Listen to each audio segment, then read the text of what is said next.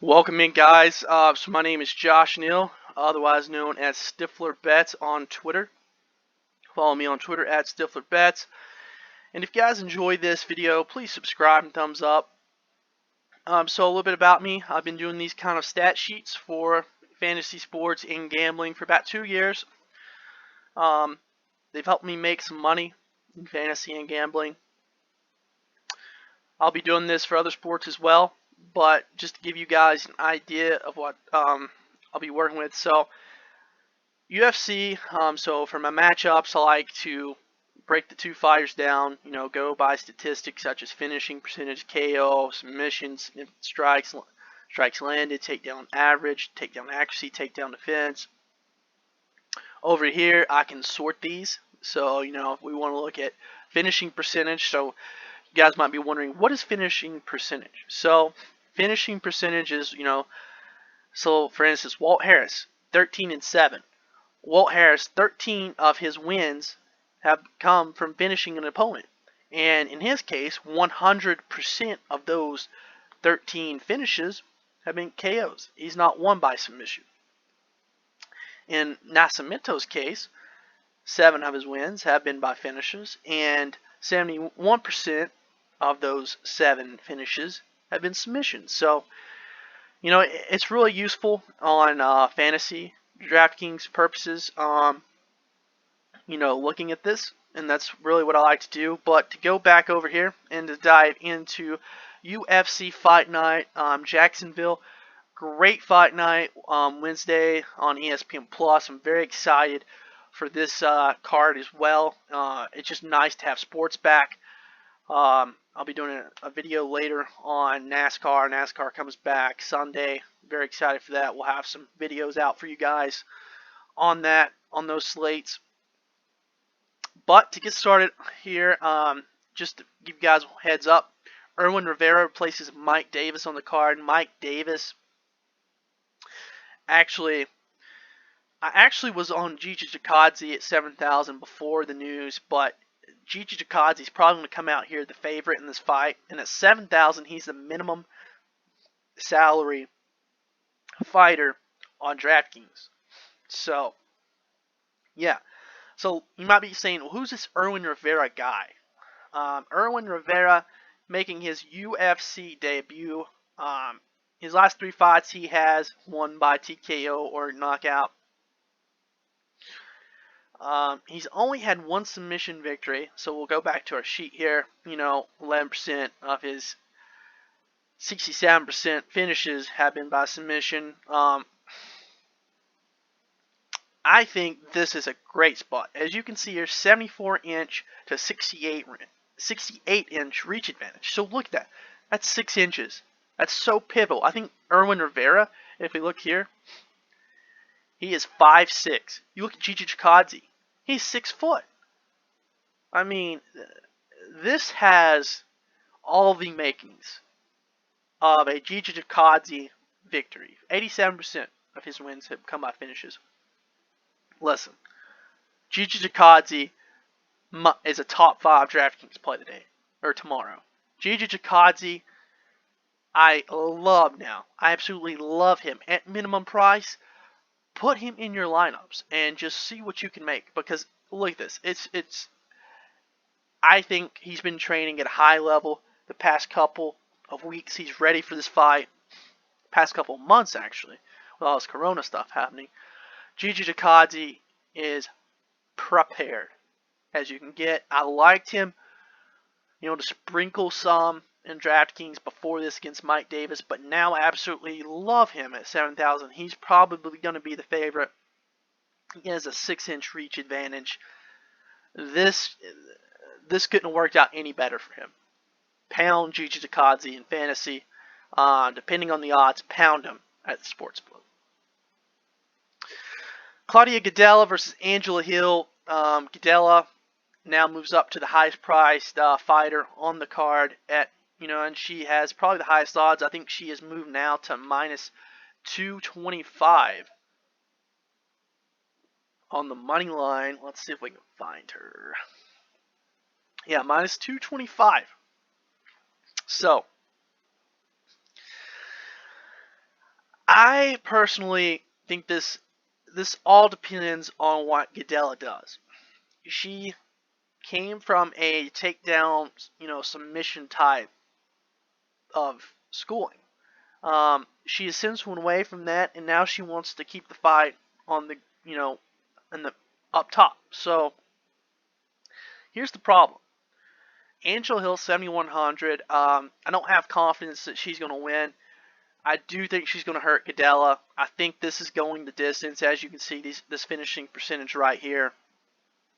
This thing's going all the way. To go the distance, let's see if it's on here. Yeah, see, minus 335. Odds makers think this as well.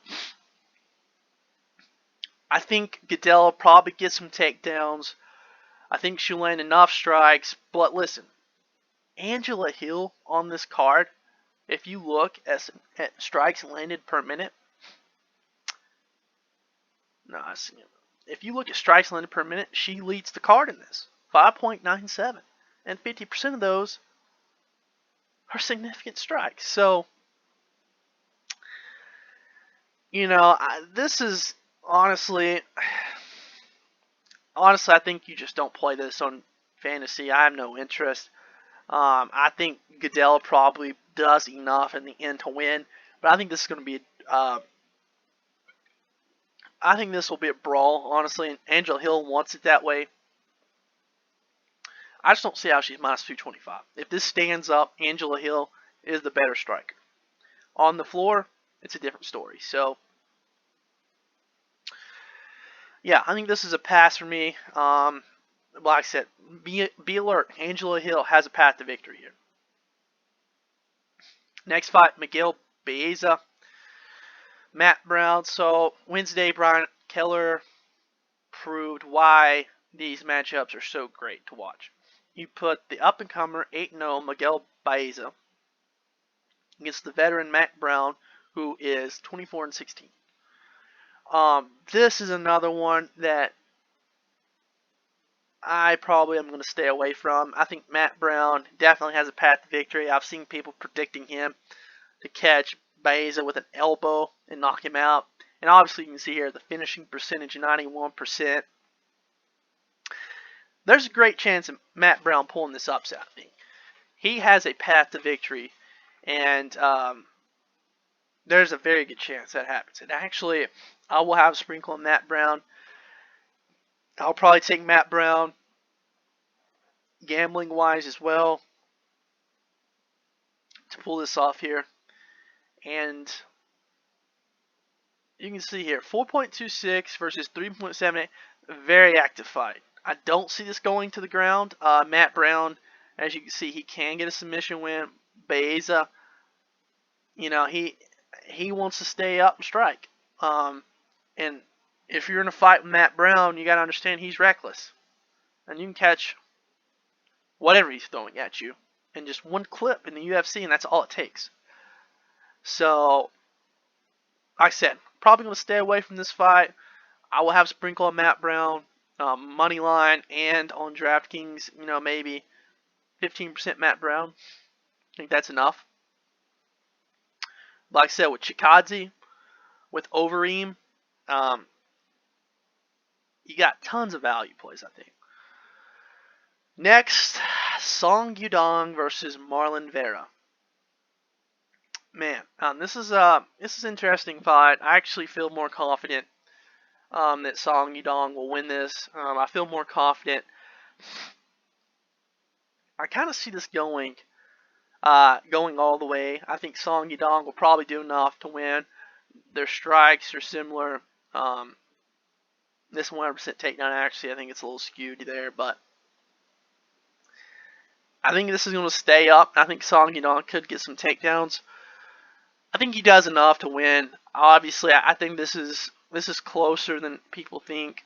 I think Marlon Vera has gotten some money on him since yesterday. Let's see, where's this at? Yeah, so, I mean, Song Yudong has lost 10 of that. But, Song Yudong is a guy that I think UFC wants to see get better.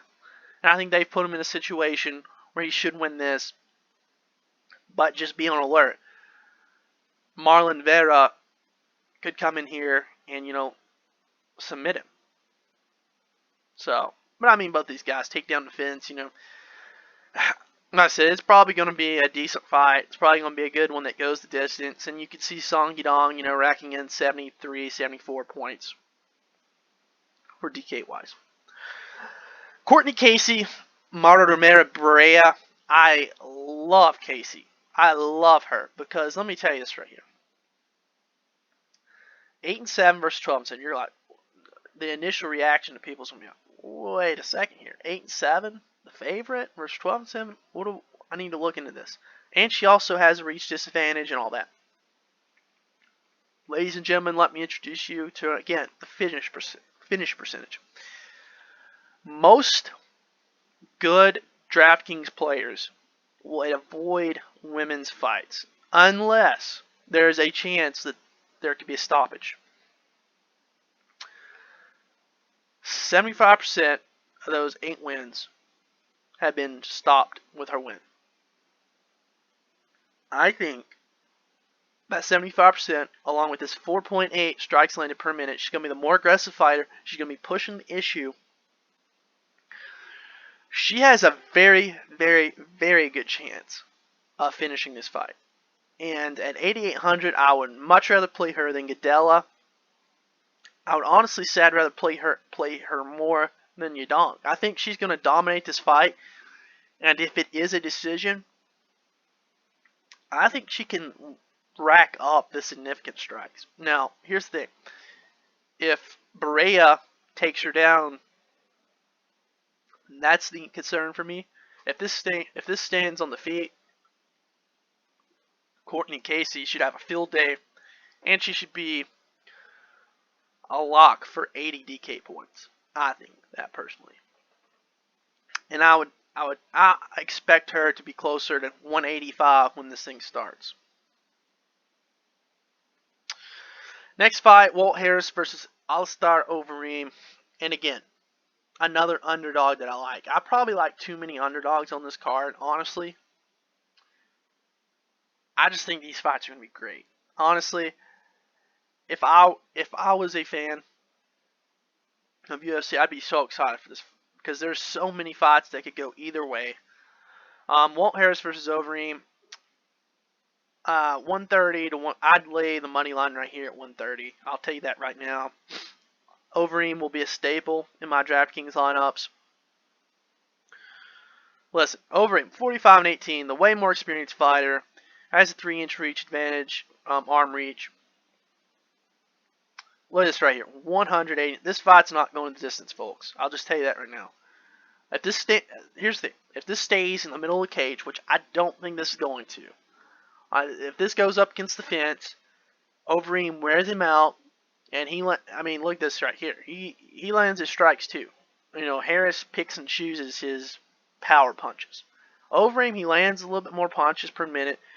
Significant strike percentage. Right there, 73%. So, Overeem, a fantastic value play for me this week. I just think he's going to wear down Walt Harris. I think he's going to do just enough. And he is going to provide great value. But, like I said, if this stays in the middle of the cage, they get in a brawling match, Walt Harris probably could catch Overeem and send him packing. So, that's just my 2 cents on it. Going to be a great main event. And plus, you want Overeem. This is the main event. If this is not going to go the distance, but in hypothetical, you want the main event because it has the 5-round upside. And it provides a safe floor. So, there's that. Jotko Anders, this is the next 2 fights I'm probably not going to have any of. If I do, it'll be very little, if not. Anders, Jotko, look, Jotko's the favorite. but him finishing is not promising. And the strikes landed, this is more going to be a pick and choose fight. They're going to look for their shots more than they're going to be active. Honestly, I think this goes the distance. I don't think it provides much fantasy value at all. You can see right here, it's not going to provide you a good winning lineup. I don't think, especially when they've only lost 4 fights each. We've seen enough. So yeah, I'd probably stay away from this. If I had to pick one or the other, I'd probably go with Anders just because of the 75% finish advantage. But it's kind of concerning for me that Jotko's the favorite and he doesn't finish his fight. So there's that. The next one, Barboza. So he's going down to featherweight to take on Dan Ige. Look, I'll be honest with you. This is more interesting for me on the sportsbook gambling side of things. I definitely think that Dan Ige is a live underdog here. I definitely think this goes the distance unless Ige submits him. Barboza's probably going to lose power to his punches if he's cutting weight. He's got the reach. The stats tell me, this is what stats tell me. Barboza is the favorite. Correct? The stats say that. And I think that's why he's the favorite. But when you cut the weight, Ige, he lands good strikes too. I think this is going to be a very good fight to watch. You know, it's going to be one of those you want to watch. It's going to be one of the more active fights. But it just has going the distance written all over it. A good brawl. Going to be a nice fight to watch on TV.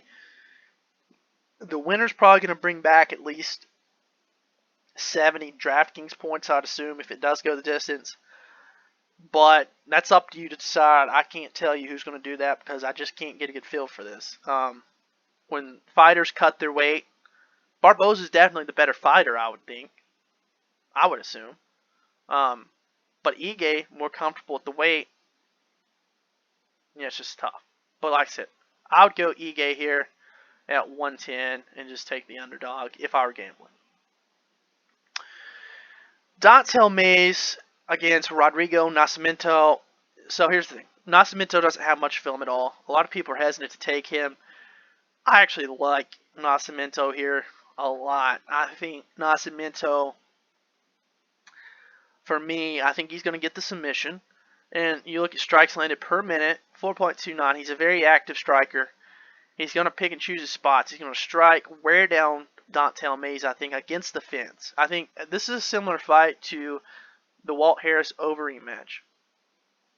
I think if Nascimento, lays into him, wears out Don'Tale Mayes, I think he can get a submission here, and I think he will. So at 7,800, I really like him. Now, on the gambling side of things, 106, 121,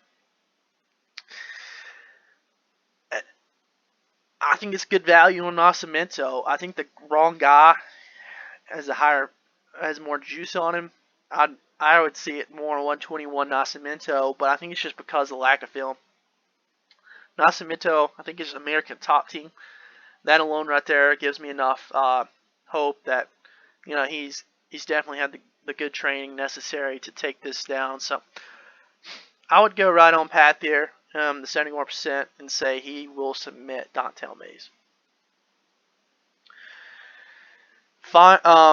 So finally, last two fights here. Darren Elkins, 8,300 versus Nate Landwehr, 7,900.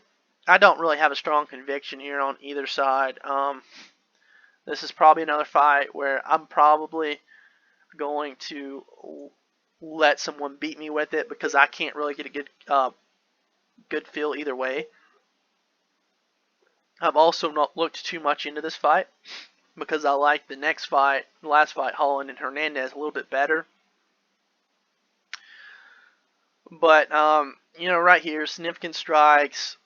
It's all right, decent, for Elkins, but Landwehr, he's more a pick and choose fighter. Decent, significant strike, actually not too great either. look, this has distance written all over it, and what I want.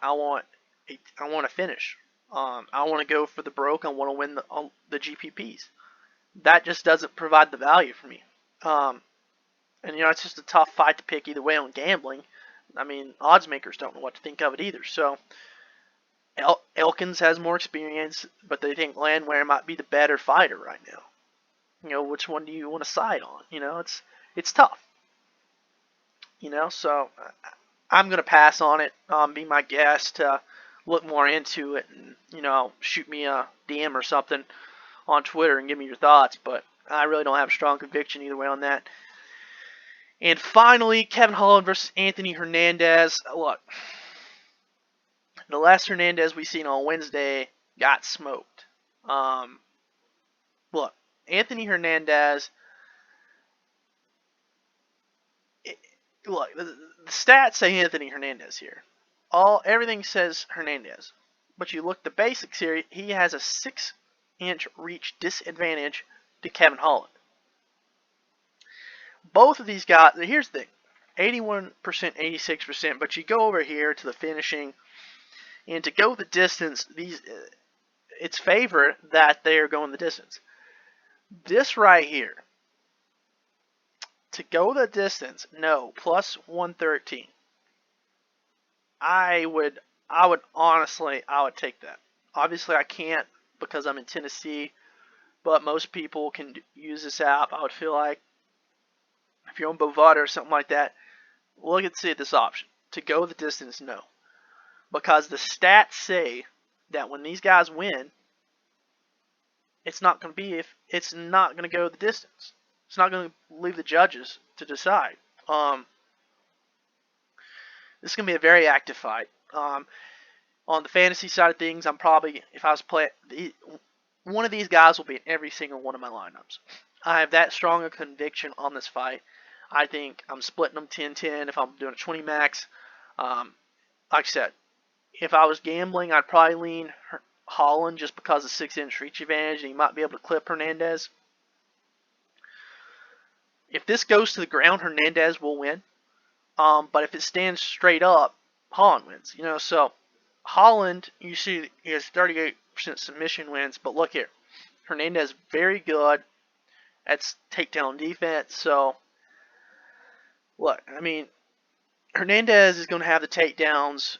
Like I said, if he keeps going to the ground, Hernandez is going to land enough strikes too to win this fight. That's what I said. Like, it's going to be such a great fight, and it's going to be such a high-scoring fight that I'm willing to put one of these guys in each of my lineups.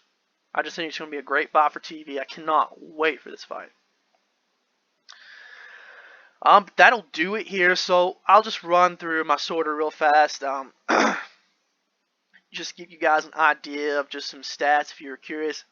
Walt Harris, Nascimento, top guys on the card that have top finishing percentages. KO, TKO. Of those, Harris again, Chikadze. Once again, Chikadze probably my favorite play now on the slate at min price. Submission percentage. Nascimento, another one of my favorites. Significant strike percentage. Overeem, another one of my favorites. All underdogs or minimum price plays. Strikes landed per minute. That would be Hill. Takedown average. Gadella. Darren Elkins. Takedown accuracy. Song Yadong, that's a little bit, overdone. I think lack of statistics for him. Takedown defense. 85% Jotko, Hernandez, Barboza, Walt Harris. So we'll see what happens. Once again, guys, if you enjoyed this video or you want access to the sheet, just follow me on Twitter, StiflerBets, and I'll get you hooked up. But again, subscribe and thumbs up to this video. Help me grow. I will be having a NASCAR video out shortly tonight.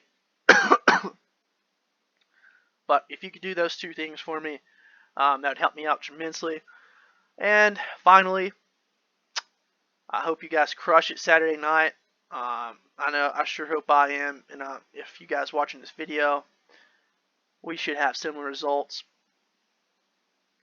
Like I said, hope you guys crush, and I will see you in the next video.